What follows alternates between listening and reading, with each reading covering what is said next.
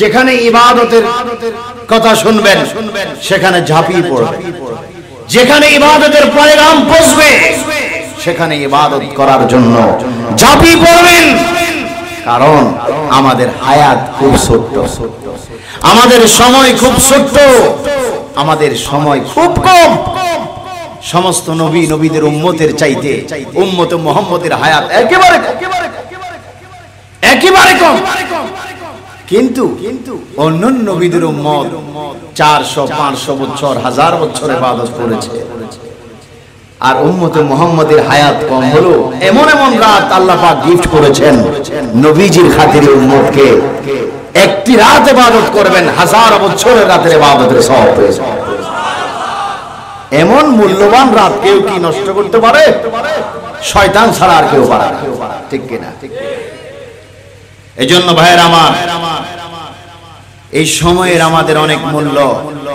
এই সময়ের মূল্যায়ন যদি না করেন আপনি ধরা খাবেন, মরলে ধরা খেয়ে যাবেন কবরে, ধরা খেয়ে যাবেন হাসরে। সেদিন চিৎকার দিবেন, আফসোস করবেন, কিন্তু সেদিন তোমার চিৎকার, তোমার আওয়াজ, তোমার শহরে কোনো লাভ হবে না, ঠিক কিনা?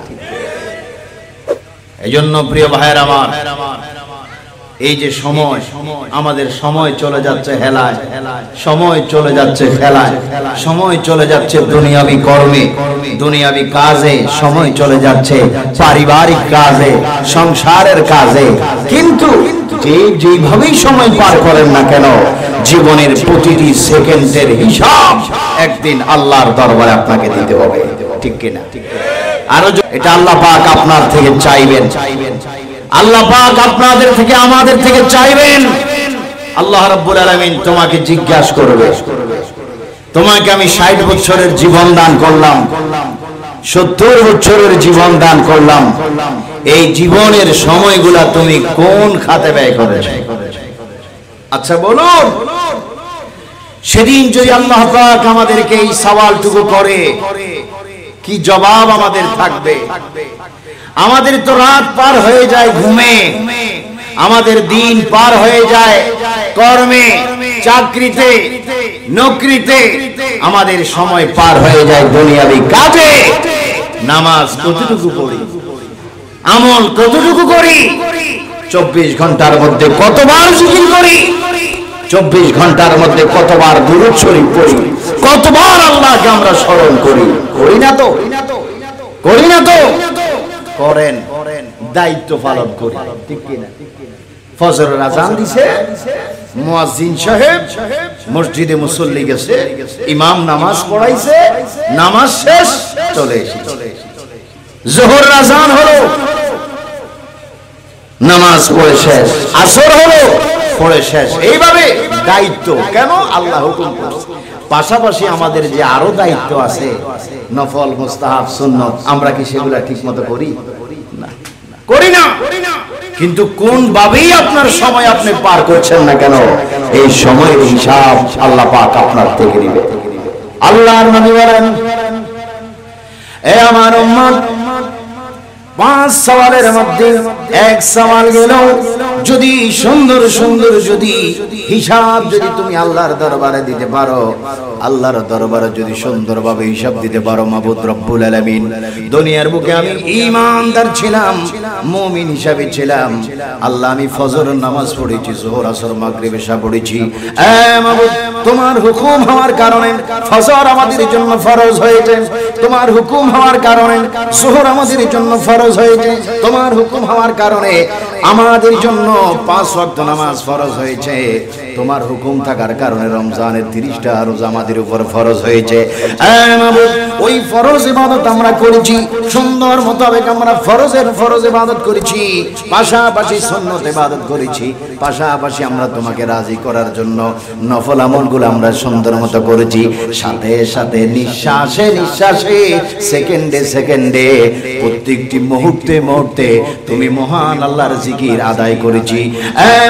শুধু তাই নয়, এই আমলের পাশাপাশি আমরা কোনোদিন মানুষের হক নষ্ট করে নাই, মানুষের সম্পদ আমরা নষ্ট করে নাই, মানুষের উপর জুলুম করি নাই, অন্যায় করি নাই, অত্যাচার করি নাই, ব্যভিচার করি নাই, জিনা করি নাই, হারাম খাই নাই, হারাম পথে চলি নাই। আমার আল্লাহ বলে বান্দারে, যদি আমার কোরআনের আইন মোতাবেক, আমার হুকুম মোতাবেক যদি তোমরা যদি হালাল ভাবে জীবনটা যদি দুনিয়াতে পরিচালনা করতে পারো, আমি মহান আল্লাহ গ্যারান্টি দিলাম রে বান্দা, সওয়াল করতে না করতে জবাব পাওয়া মাত্র তোকে আমি জান্নাত দিয়ে দিব। জোরে বলুন সুবহানাল্লাহ। তাহলে আমরা সেইভাবে আমাদের জীবনের সময়, আমাদের জীবনের মুহূর্ত আমরা পার করব আল্লাহর রজামন্দি হাসিলের জন্য, রাসূল পাকের সন্তুষ্টির জন্য, আল্লাহকে খুশি করার জন্য, আল্লাহকে রাজি করার জন্য। আমরা 5 ওয়াক্ত নামাজ পড়ব, রমজানের 30টি রোজা রাখবো, হামেশা আল্লাহর জিকির করব, হামেশা নবীর দরুদ পড়ব, হামেশা আমরা হালালের উপর থাকবো। চিৎকার দিয়ে বলুন আমরা চাই কি চাই না? আল্লাহ পাক তোমাকে সওয়াল করবে, জিজ্ঞাসা করবেন, তোমার জীবনের মধ্যে আমি আল্লাহ একটি সময় তোমাকে আমি দান করলাম, যেই সময়টা ছিল যৌবনকাল। জোরে বলুন কোন কাল?